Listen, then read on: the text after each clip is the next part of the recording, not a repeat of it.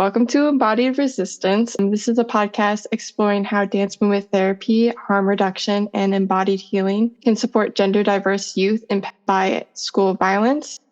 I'm your host, Tori, and I am deeply honored to be joined by Amber Gray.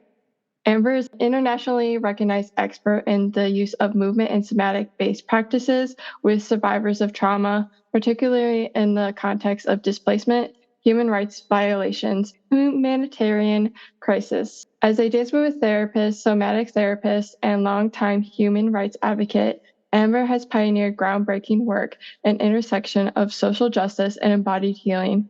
Her contributions to trauma-informed care have reshaped how we approach safety, resilience, and empowerment, especially for those navigating the aftermath of violence and somatic oppression.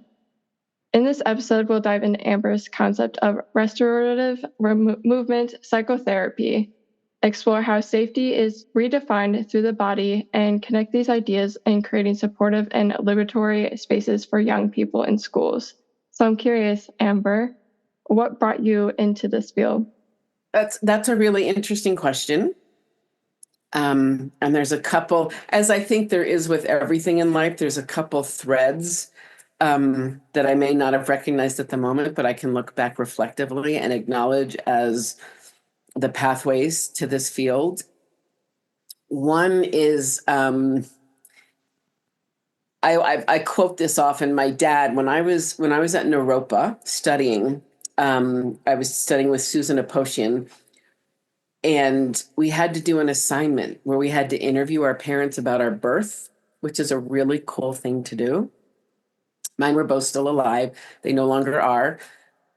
But I asked my dad, I think I said, what's the, first thing that you remember? And he said, you were born dancing and fighting and you've never stopped. And I've had so many opportunities to reflect on that. And I have a sense, I'm not sure I know where this comes from. I believe there is something bigger than us that breathes us in and breathes us out of life. I've always had a fierce distaste and disdain for injustice, whether it's to animals, to little trees that are trying to push up from the earth, to human beings. So my dad was recognizing that. And then I've always loved to dance. And I didn't come to dance movement therapy early. I was in my late 30s when I went to school. I think the path that I just described had taken me through international relations and public health and working in more humanitarian contexts, international development, things like that. I was working a lot in the HIV crisis, in the origins of it in the 80s, working with the gay men's health crisis and Ciccatelli Associates, which was a powerful training program in New York City. So I was always doing something that I'm going to name as communal and service oriented. And I danced. I went to dance classes and I love dance. And when I was a little girl, I remember that, I used to sneak out and dance when there was a lot of wind or when we were on vacation in Cape Cod, right to the ocean. I always danced in nature. And I would just say a lot of moments of recognition. There came a moment, I was actually in Rwanda in the aftermath of the genocide and witnessed children. I was doing a public health survey and I came to a village where most of the adults were killed. There was a few who were very unwell in a clinic, and a lot of children who were there. And when we arrived, they did this little welcome song and dance. And this is something that I know I've talked about in other contexts and podcasts. And it's still, to this day, it still can move me to tears. They had a few little instruments, but they had scraps of things to play, and they welcomed us in what I'm going to call a traditional way. And I just remember seeing the doors of Naropa, because I'd already looked at the program, and going, dance movement therapy. That's going to be the intersection of my I love to travel. I wanted to work internationally. Some of that is very self-serving. I love to travel. And I also don't believe in geopolitical boundaries. I think it's the stupidest freaking idea. We're human beings. We're movement and we're migration. So all these walls we've built, I don't understand. They're all, a function of colonization, ongoing colonization.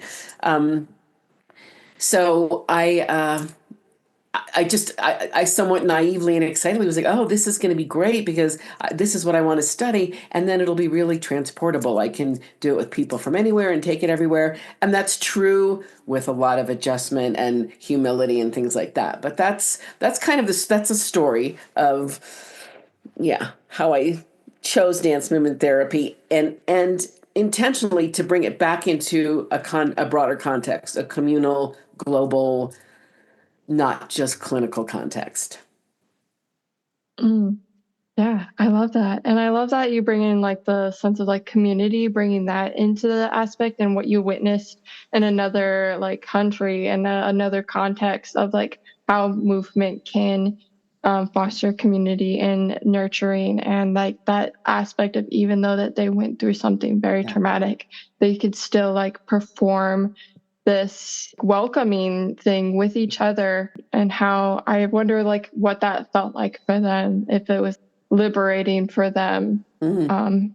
to still be able to create that with what they had. What a beautiful question. I don't think I've ever heard anybody offer that. And, there was definitely an element of performance. I also felt that I don't know it was culture, right? It's what we do no matter what's happening. And I've had those kinds of experiences um, in many different contexts, both working with our newcomer community, which is the term that I use for immigrants, refugees, asylum seekers, our newcomer community here, as well as working overseas as much as I have. Um, there's one thing that I've witnessed is in times of great challenge, crisis, suffering, horror, and I think this is one of the reasons I love this work, is we, I don't want to say dig deep because I don't think we dig, but we source deeply. I think this is what resilience is. And it's talked about often so intellectually and theoretically. It is our capacity to go deep in our bodies and source something that might be nameless, but to remember, the cultural, traditional, ancestral things that we carry in our bones.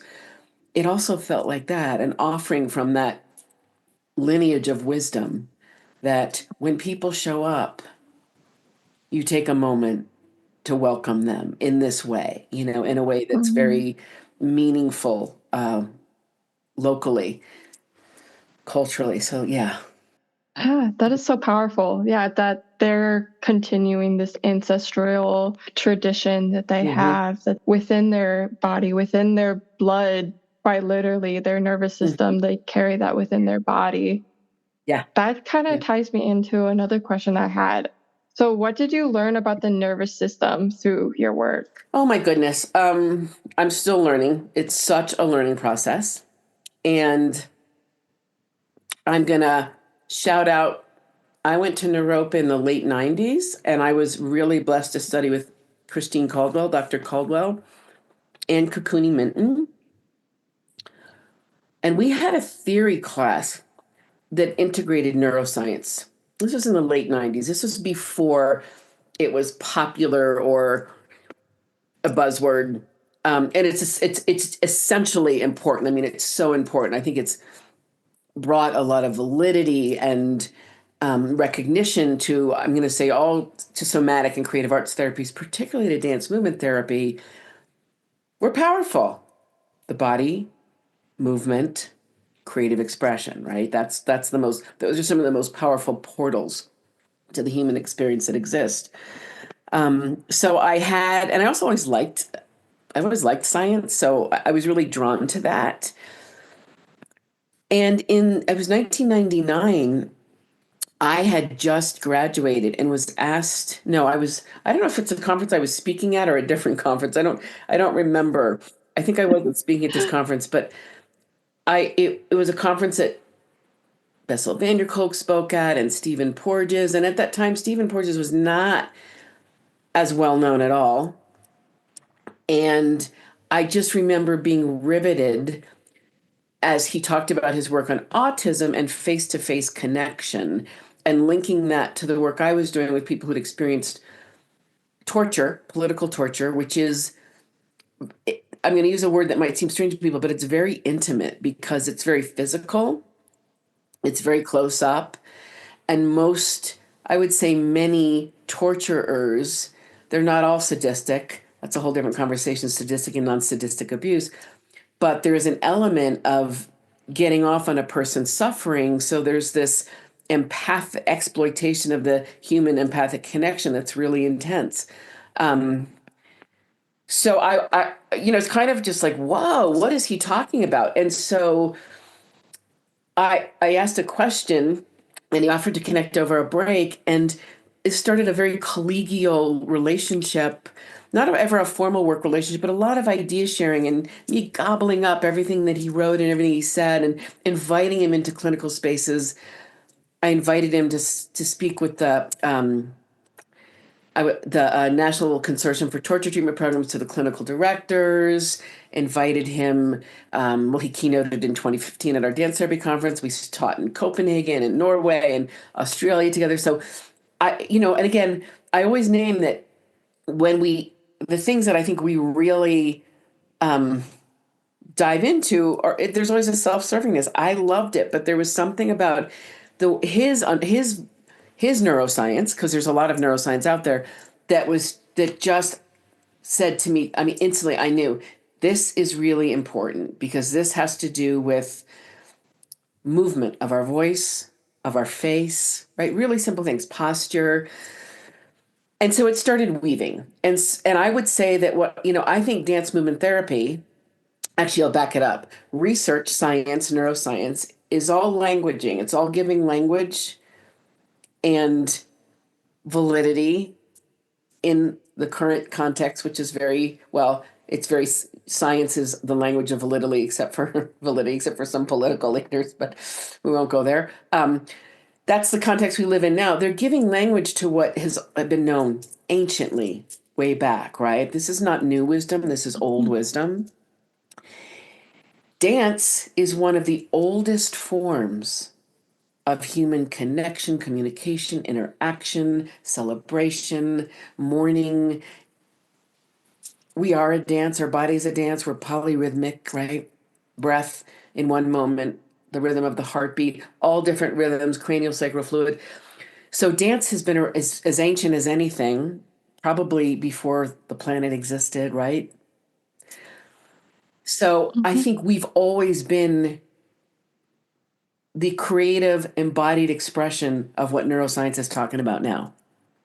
So to bring it together in a more formal way, I think is really helpful, again, in today's context where people want validity or people, is it scientific? Is it evidence-based? My response to that has always been, well, where does evidence live? It's in your body, right? Just, gut intuition. But all those conversations, I think that's such a natural weaving.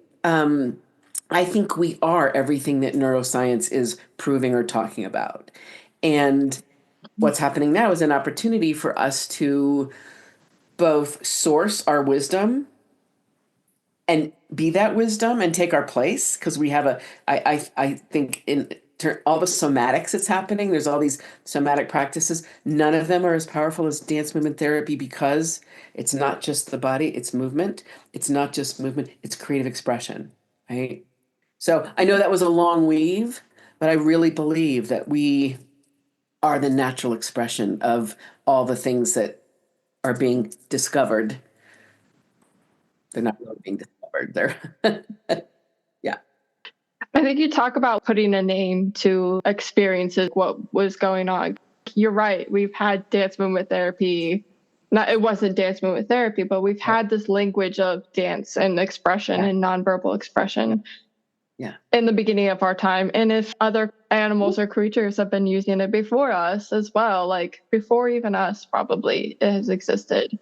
Yeah. And it's powerful. And I think, right now, like the validity is correct. Like, I feel like science is it's always been there. We're just naming what Mhm. is being experienced per se. Yeah, yeah.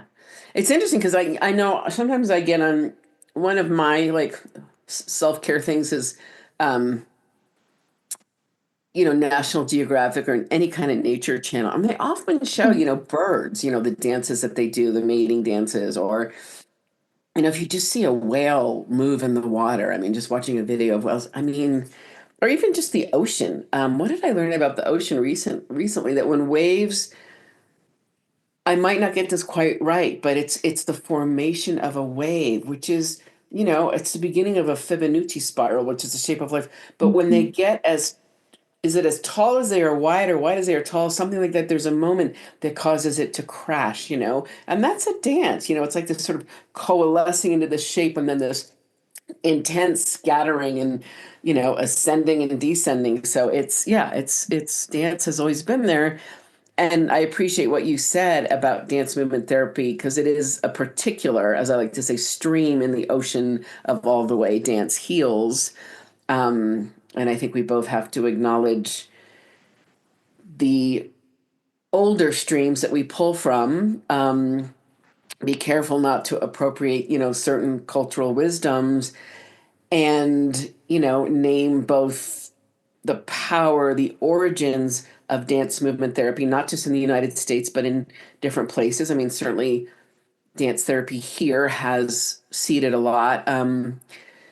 Yeah, but always navigate the ancientness and the wisdom and the formation of this particular way of using dance, and then also recognize the ways that it's expanding now Mhm. and how different.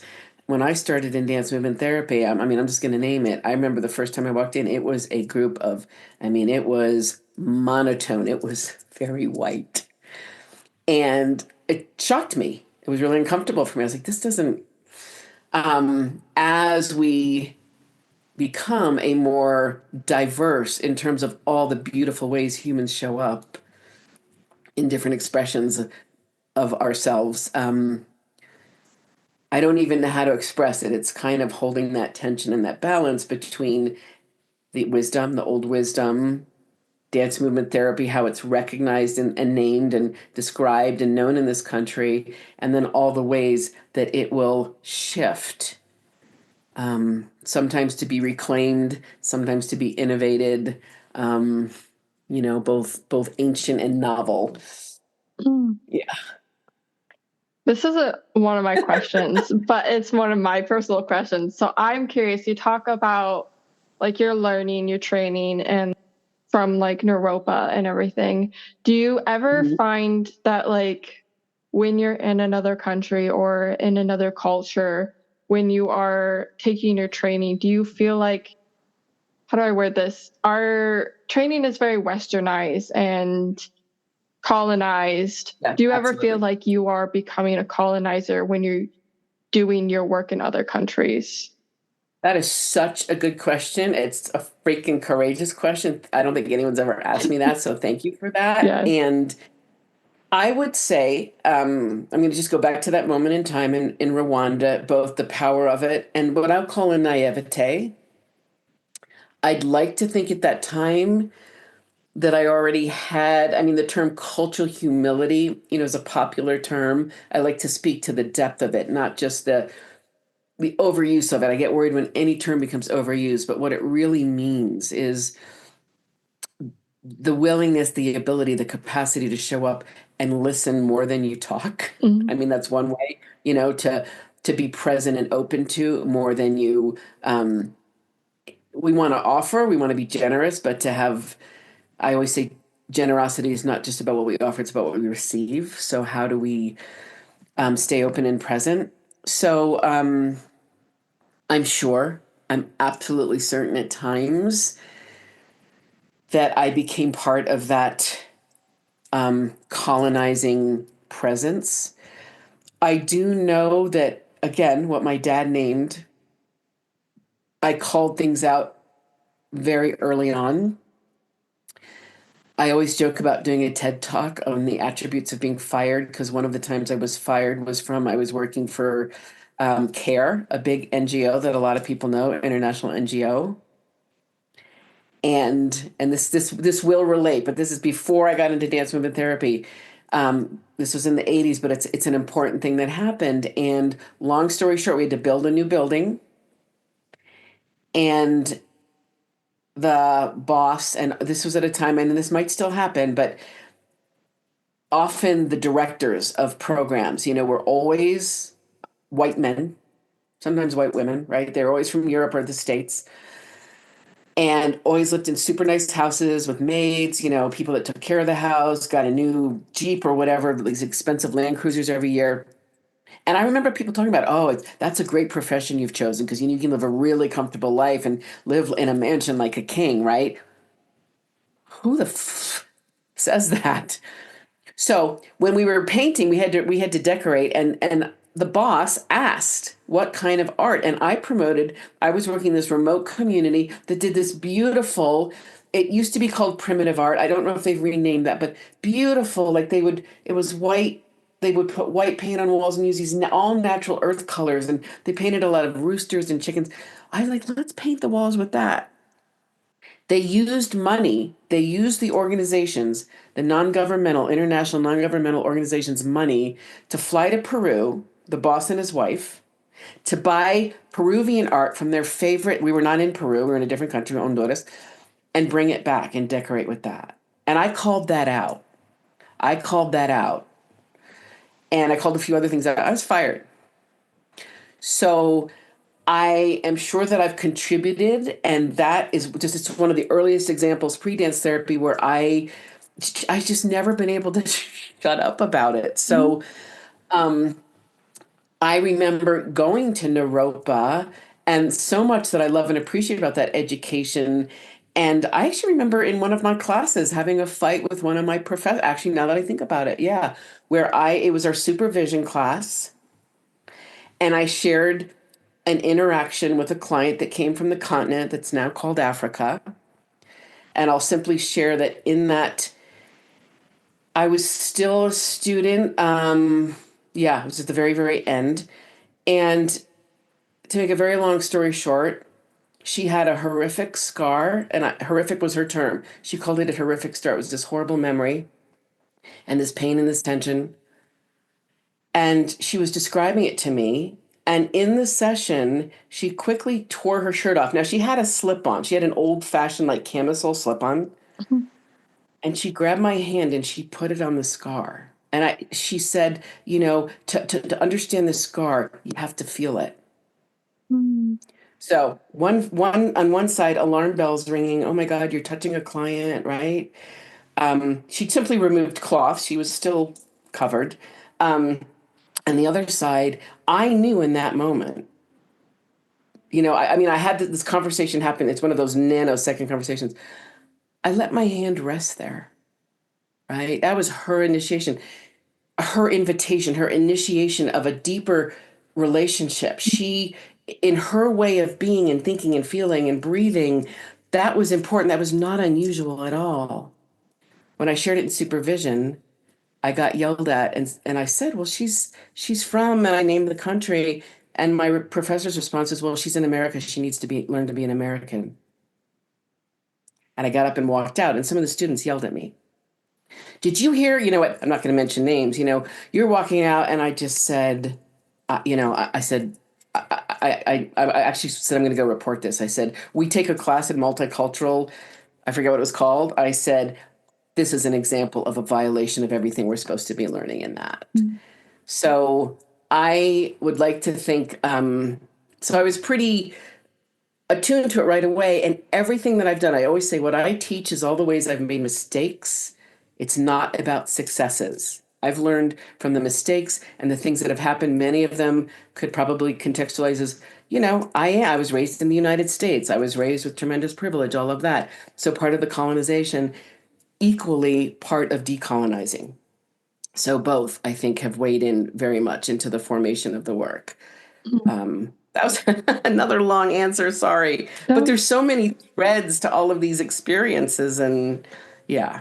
Yeah, I love this. Thank you for sharing that story. I think it's very impactful, especially for me, hearing that. And your advocacy ever since the beginning until who you are now has very been evident. curious, like I've been holding that in my body, and I feel like you would be able to answer that. Since it is a question that I like am concerned about, because in this podcast I do discuss and I'm interviewing people that are two-spirited, which is like another identity of being non-binary. And I don't want to take my practices and colonize them or like put on like something for them when they have their own healing practices being indigenous. So yeah, I understand and I feel that, and I'm very cautious. And yeah, I love that you talk about also that you learn a lot from like your mistakes too. And I think we learn a lot from those mistakes and owning up to those mistakes that we have. Those are big learning opportunities, and not everything's going to be successful. So I really appreciate you naming that as well. Well, and I want to acknowledge Dr. Christine Caldwell. She wrote a book called Bodyfulness a few years ago, maybe 2019. I don't know if you've read that, but Mhm. and I just recently I was teaching in Aotearoa, which a lot of people call New Zealand. Aotearoa is the Maori name, and she talks about bodyfulness as deeper than embodiment. Embodiment, it's yes, our sense of being in our body, but it's the willingness to also challenge ourselves, right? I'm going to call it self interrogation in the deep meaning of the word interrogation, not the political meaning, but the deep meaning. And I think that's really important. And I think that is how I always endeavor to, and I think I do, and that we all must carry the work forward. It's like a recognition of how I'm going to say, inhabit our bodies. Some people might not think of it as an inhabitation.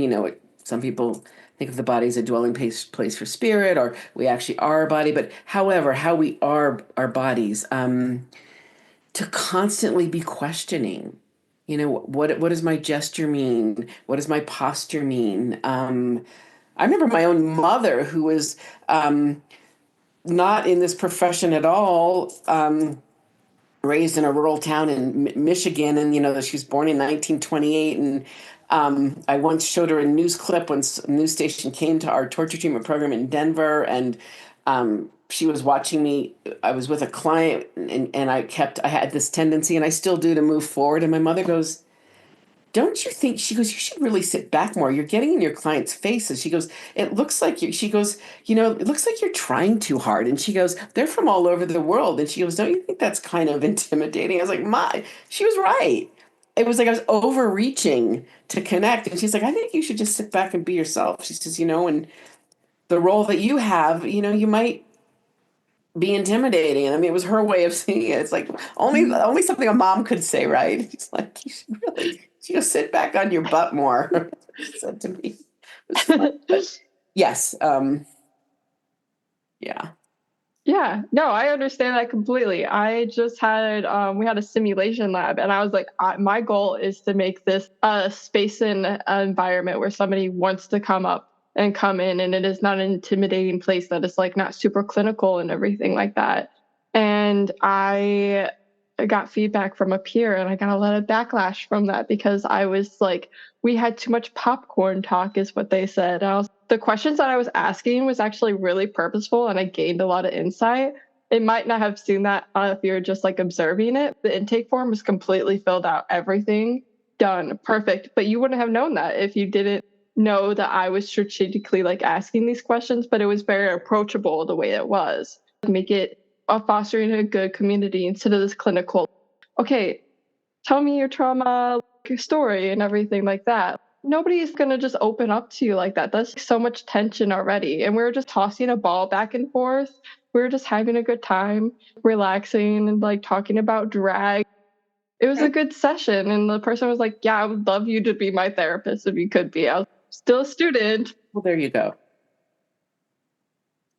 There you go. And you know what? Then you should be teaching the class. That's what I have to say about that. That's a lot of wisdom. It is. There's a tendency, for many reasons, to stick to the whatever the protocol, the agenda. But absolutely, and it's about relationship, and reciprocity's become a buzzword, somewhat through polyvagal theory. But really, I'm just going to say it in general, neuroscience, and that's reciprocity. That's the US is considered the most egocentric, they often say culture, but I'm gonna say society. The Declaration of Independence. I'm like, we should have wrote one of interdependence. I've been saying that for years. It's like, hello. So many societies that are more naturally communal, collective, sociocentric. The definition of self is about that relationship. It's all about the relationship. And that's what we're starting with. So your insight and your wisdom. Yeah. And clients. So yeah, thank you for being that. And you should be teaching the classes. I think that the biggest thing is for me, and you've mentioned this as well, is this like sense of community, creating that. I think the way that we have society now is so like we are all in our own bubbles, and connection is so rare, like a raw, meaningful connection. Yeah. Yeah. Yeah, I feel like there's such a lack in that in our society, specifically in the States, but it is worldwide as well, of that lack of connection. And it's so hard. Like, so many people have trust issues and don't know how to have a conversation with other people normally. Yeah. Which is terrifying to be in that kind of space, but trying to foster that type of community and interaction Yeah. within like sessions, I think Yeah. is something that I bring into my groups and individual sessions. That's awesome. I'm glad that you're in our field. Oh, oh, thanks. That means a lot coming No, from you. truly, truly. So another question. So how do you define harm reduction in the context of trauma healing and dance movement therapy? So it's interesting because I know that's I asked you about that before because it's not a term that I have used a lot. And as I said, in my I'm in my 60s, so over many years, it's meant some particular things in terms of substance misuse and different things like that. What I think is prevention comes up of a public health person, right? Prevention. Beyond that, I'm going to bring up a very common polyvagal term, neuroception, which is the subcortical, subconscious process of the autonomic nervous system seeking safety and scanning for danger. Steve came up with the term. It's a beautiful term. It's I like to say it's our North Star or our Southern Cross because I don't want to, right, decolonize. Not everyone's in the Northern Hemisphere. It's the old stargazers and those ships way out at sea who use the stars. Our autonomic nervous system, our nervous system is always guiding us, even when we sleep. So because of that, the field of the behavioral health, which is a term I reject. Behavior to me is very connected to the idea of eugenics, which I reject totally. But mental health, psychotherapy, medicine, all the field, the word safety is used a lot. The somatics folks use it a lot. And every time I hear that, I just want to go, sorry, but I really want to do that. I'm fierce because, and I've had people say to me, this is a safe space. The assumption of safety, privilege, it's a privilege for few. It's a birthright for all. It's a privilege for a few. So neuroception has in very helpful ways added to that conversation. Nervous systems communicate through transmission is how I say it. So I would, so a lot of people say, well, we have to be safe. I would say we have to be relatively safe as can be in an uncertain world. We have to be super humble, recognize that who we're sitting with, there's a power differential right there. So that's going to shift safety. People who are long-term oppressed, the communities you're talking to, Spirit, the newcomer communities I work with, right? Long-term oppression. So neuroception is important. My nervous system, I'm not going to say just regulated because that term's getting used a lot. I'm on it. I'm honest with my nervous system. I'm tired. I'm grouchy. And I'm going to take some breaths and be present with this person. But I'm going to throw some more terms in there. Socioception and culturalception and geoception. Bioception. Bioception is a term I first heard from Emily Conrad, who is the creator of a practice called Continuum that I teach. She talked about bioception as as the deep connection between our bodies and the earth and all living things, right? So it's how our biology remembers and recognizes and is at home in these places and how we can sense and feel that. Geoception, place. My grandfather was Indigenous. I spent a lot of time working in Indigenous communities. I've learned things that are very hard to articulate about a sense of place, but I think we all geocept. And as I said, not according to geopolitical boundaries, we geocept place. Socioception, the society we live in. Neuroception means we are scanning the environment, the society, and the culture. Those are constantly, right, invisible and often their expectations. Culture is a really interesting thing to think about, because what does culture do to us? We're raised in the culture of family, community, ethnicity, religion, all these different things. It creates our expectations of the world, the space around us, the people we interact with, the environment. So culturalception and socioception refer to what our nervous system is detecting. It's full of messages. It's full of messages, right? It's not just the trees. It is the trees in the garden. It is the houses. Are they stucco or are they wooden log cabins? It is all of that. But it's also, what are the messages that are constantly coming through? So, and I invite anybody listening to think about that right now. What are the messages in our society, right? Who belongs, who doesn't? Because geoception has a lot to do with a sense of belonging. We are constantly absorbing the messages that are coming in. We are also contributing to society and to culture on a collective level. So to me, the answer is I invite people to answer two questions. One is what are the messages you pick up on in the environment, and how do they guide or inform, or sometimes feel like maybe they dictate your movement? Be honest, be really honest. What messages do you give out? So, right, we could talk about microaggressions, implicit bias, all those things. How are you contributing to the socio-cultural ceptive environment? And then what's our responsibility? That to me links to harm reduction. And again, I know that was quite a complex answer. Harm reduction is, how am I contributing to the messages that are out there? As a dance therapist, how do I move? How do I posture? Simple, maybe silly simple. I always think about what I'm going to wear to work, because I like to make a statement with my clothes. Because if I could paint, I would paint, but I can't. I'm terrible. So I dress. And what statement am I making when I go to work? I have certain clothes that reflect certain aspects of my time in war zones, strong political messages. I don't wear those with my clients because they come from different contexts, certain colors. I have some clothes that have a little camouflage on them.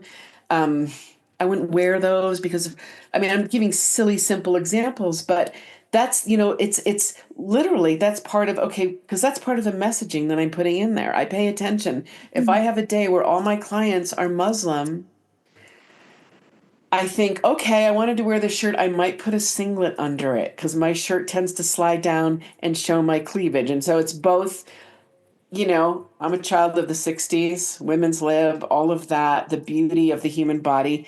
And there's some cultural expectations that we all carry in our bones that are how we read the environment. And if I understand something about another person's, I'm willing to adjust.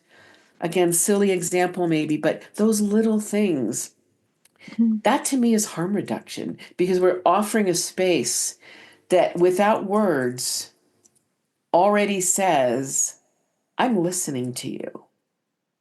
What you believe and think and who you are matters enough that I'm going to be myself in this space in ways that also hopefully create a socioceptive, culturalceptive, geoceptive experience of belonging for both of us. That's maybe a very existential philosophical answer, but I offered a few concrete examples. Another one that I'll never forget this. The movie that Michael Moore made about Columbine, about what he was asking me what they would say to those kids. Mhm. So Marilyn Manson, the other person who often comes up for me is Alice Cooper, is more my generation. These very incredible artists who represent things that a lot of people don't understand. But I remember Marilyn Manson just sitting there quietly and saying, I wouldn't say anything. I would just listen. Mhm. Right? That's part of what, to me, that there's a great example of harm reduction, right? Somebody who's very popular amongst young people, just listen and be humble. I mean, I always say there's a balance. I ask my clients, because, I can go to the internet, I get a client from a country that I've not worked with before, a culture, a language. I can look stuff up on the internet. I don't know how reliable it is. I want to educate myself as much as possible when I'm going to be in the space with someone. And without burdening them, I want to allow plenty of opportunities for their expertise and their wisdom to fill the space, which it sounds like whatever somebody called popcorn, it sounds like that's exactly what you're doing, right? Asking Mhm. questions is what matters here, because what matters is often little things, right? Very simple Mhm. expressions that might seem like small talk, but we're learning a lot about a person. I mean, that's part of how we attune to somebody, I think. That kind of Mhm. conversation. I'm going to pause because that was a lot. Again. No, I love that. Yeah, it draws me back to when I was talking about connection as well. Connecting, listening, not to respond, I think is another thing that is needed to be like added to this conversation. Listen to listen and not listen to respond. I think is such a powerful way of like thinking about it. And I get that connection aspect. I feel like when I was using that example of instead of just asking the questions, just write down any form, ask, connect instead. I think also, even if you're just doing an intake assessment and you're not going to see this person again, that connection could still make and like impact somebody so much. Just listening to what they are coming in with and creating that space. Another thing that reminded me of talking about harm reduction reminded me probably a year ago, Next Benedict was killed in a school system, which is what started this whole initiative for me, where it happened in a bathroom of not having the supports of the school and everything, and was bullied within the school in Oklahoma. So ever since that, I like have made it a purpose to try to get more inclusive bathrooms anywhere that I go, to be honest with you. But specifically, I've been working on Drexel's campus as Great. Thank well. you for that. And so right now I'm working with the DEI board on that as I'm a part of that. But even when the bathroom is taken up, because it's a single use bathroom, that it is a gender inclusive bathroom with like a male and female sign, that's still not it. But even if the bathroom is still in use, I like purposely will not walk down to the women's or men's bathroom. I need to make sure I'm making it a fact. We need this bathroom. Like I will continue to stand out here an hour if I have to make it a purpose that this is a need that we need. And I'm going to continue to push to have this safe space. It's a bathroom, it's safe space for people that are in a different gender category that they don't feel safe within a bathroom, safer than a stalled youth bathroom. And I think that's what reminded me of that, which was really affirming because I will stand out there for as long as I have to and missing class while other people are having class, just so I can make it a point. This is needed. Thank you. And I mean, you gave a much better example than I did of what, terms, and I want to include my beloved friend and colleague, Nilufer Merchant. She's a psychologist in Minnesota, and we're working on these ideas together. And it's Bowling for Columbine, by the way. That's the name of the movie. But what you Mm, just said is that's the practical practice. That's the practice of it. Standing outside the bathroom as long as it takes, right? I think it's the actions, I'm going to call them, the compassionate right action is what I call them. Compassionate right action. mm, Compassionate, there's a lot of talk in mental health, which dance movement therapy is part of that field or the field of psychology of, we have to empathize, we have to be empathetic. We do. That's how we feel another person. I call compassion beyond that in terms of evolution. I think humans have the capacity, but we're not yet, scientific term, hardwired. We're not automatically born to be compassionate. Um, Compassion is the recognition of your suffering, your joy, your pleasure, because I know my own, but there's that contemplative idea of non-attachment. That's what allows us to engage in compassionate right action that doesn't drain or exhaust us, that allows us to honor ourselves and also honor another person in that reciprocity. I think I started to talk about reciprocity before, but the relationship in which it's beneficial to everybody, not 50% exactly all the time, but we're always benefiting someone else. And that doesn't have to be one person, it's the collective. It includes the plant nation, right? The ocean nation, the fish nation. I mean, all, and our fellow human beings in all of their magnificent, diverse expressions. So I love that you do that. And I think that's harm reduction is. It's the practices, the actions, the engagements that we participate in or create that shift Yeah. the environment, the space, even for 5 seconds, right? Because then it's a thread of possibility. That's where hope comes from. It's all those threads of possibility that exist in all the other often negative or othering messages that there are. Yeah, I resonate with that. How do you think practitioners might be able to integrate dance movement therapy and somatics into like youth programs or schools to create fostering community and embodiment? So by practitioners, you're saying they're not necessarily dance movement therapists. Correct, yes. I mean, in a perfect world, can they hire dance movement therapists, right? I mean, having someone on staff, and I realize we don't live in a perfect world, but that's one of the first things that occurs to me. And I'll just share that I actually remember back when I was the clinical director of a torture treatment program in Denver, the Rocky Mountain Survivors Center. I hadn't thought of this in a long time. We had an incident where a student was expelled, a student from Kosovo. A lot of people call it Kosovo. That's the Serbian pronunciation. So the Albanian is Kosovo. A student from there who got expelled, big misunderstanding. He was a young man who'd not only experienced the war, but actually had to snipe in the war, a sniper, because you don't get a choice when you're in a war zone, what you have to do. Anyways, one of the things that came out of that is in the school systems at that time, I planted dance movement therapists because I had lots of different clinicians on the team, but dance movement therapists in all the schools to do harm reduction was the term the schools used. We were doing groups for the newcomers, but we were also doing groups for the non-newcomer, the local students who wanted to be identified as people that made the newcomers feel as safe as can be arriving in the schools. So it was maybe a 1 year project. So part of there was an educational component to it, which was that the therapist would work closely. They'd had another therapist from the school who would be part of the groups. So education by immersion, so that when we moved on, a lot of those skills, and we provided, manuals and things like that, and planned closely with principals and stuff. So that's another example. But, I think education and training, I think we have so much to offer, and it can be by immersion, which is actually you work alongside somebody, if you can get funding.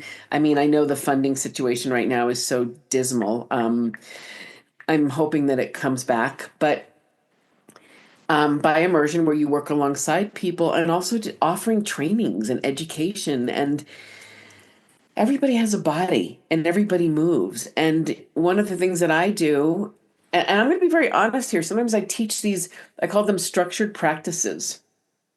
And I've had both somatics people and dance therapists say to me that, oh, that's just somatic awareness. It's not dance movement therapy because you're not actually dancing. And to which I say, that's crap. You're shit talking. That's not true.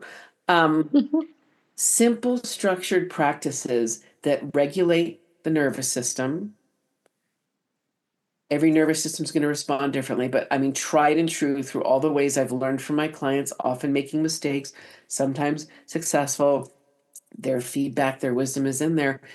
We can teach anyone to do simple practices that engage the body, using the breath, using movement, using rhythm, using muscle contract and release, that aren't as scary for some people as dance, right? And those are powerful. And that's a lot of what I do. I work in a lot of non-dance therapy and non-mental health spaces, and I teach people ground to earth, ground to sky, sternal breathing, regulation. But I teach these practices. And sometimes I'm like, my God, is this silly? And constantly get feedback. I was just in Australia, and a student of many years ago, one of my first trainings there, maybe 16 years ago, said to me, "Your training is still the best one I've ever done because it's so practical. I still use all those practical things." So that's not about boasting. It's just like, oh, good, these practical things are really helpful. So I think ways we can share our knowledge, I mean, packaged, it sounds a little commercial. I don't mean it in that way, but things that anybody can use is essential. I love that. If we created something that could be kind of what you said, packaged, would be beneficial, of like just a module or something to support clinicians or educators or Yeah, anybody yeah, in like the school system to like support youth specifically in school systems, I think would be so beneficial. But yeah, the funds, again, the funds yeah. is hard, but But that makes me think of, I'll just add this one thing that I just thought of is so often, and I'm hatching this as I'm saying it. A lot of times that kind of becomes a question of profession. Like, how do I, like, okay, we're having a meeting. We want to integrate these practices. We want to invite practitioners. I'm going to say to be more there, there's trauma informed, right? Polyvagal informed, autonomic nervous system informed, human informed, informed. And it often stays at the professional level. What about, and this is where non-egocentric wisdom comes in, parents, brothers and sisters, right?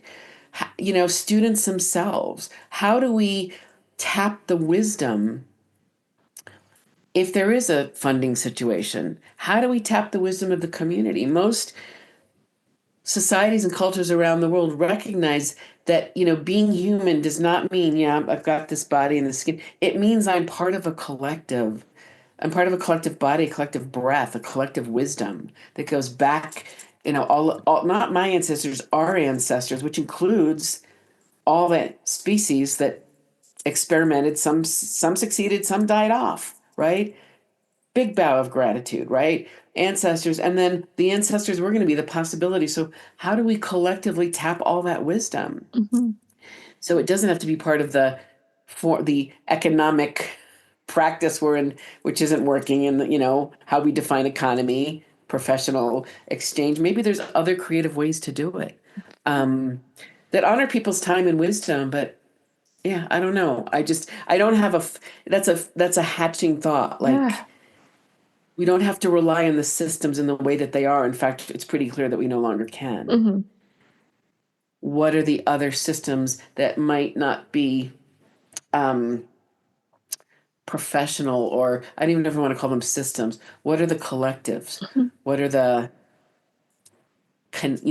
collective connecting wisdoms, ways of being that we could tap into? That's beautiful. I like that. Yeah, Hmm. I do too. I have to think about it more. I know. I'm like, this has got my brain turning. I like this idea. Oh, okay. I'm gonna think on that one too. Like, that's really Yeah. interesting. Yeah. Before we wrap up, I'm going to ask you, is there anything like key takeaways that you want people to leave with? Key takeaways. Well, I'm going to go back to again the work that Nilufer and I are exploring, and those questions, which is to invite everybody into the question of what is my responsibility in terms of the messages, contributions, impact I'm having on the collective space we all share. The oxygen, the carbon footprint, right? To include all of us, entire planet. The messages I give non-verbally, the things that I say, just sometimes I have to do this. Pause and find the words deeper so that what I say both expresses what I truly mean in a way that is as unharmful, true speaking, but unharmful as possible. But it's that what are the ways that I contribute to the environment or this socioceptive, cultural receptive space?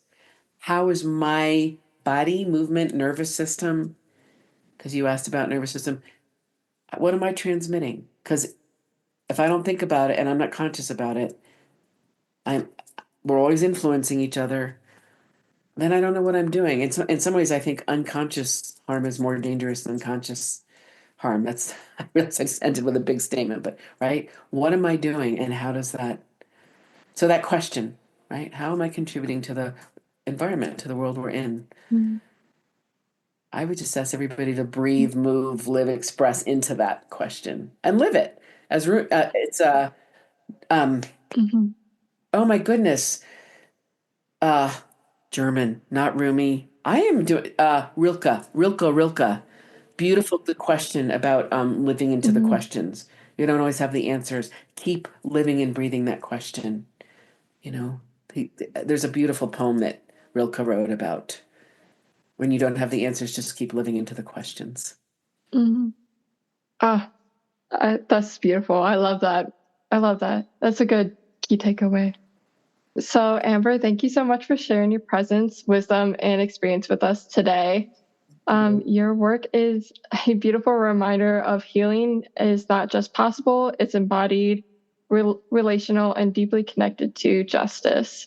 For those listening, I hope this conversation inspires you to reimagine what safety, regulation, and expression can look like, especially within institutions like schools. Whether you're an educator, therapist, or advocate, Amber's work invites us to slow down, listen to the body, and move toward healing and community.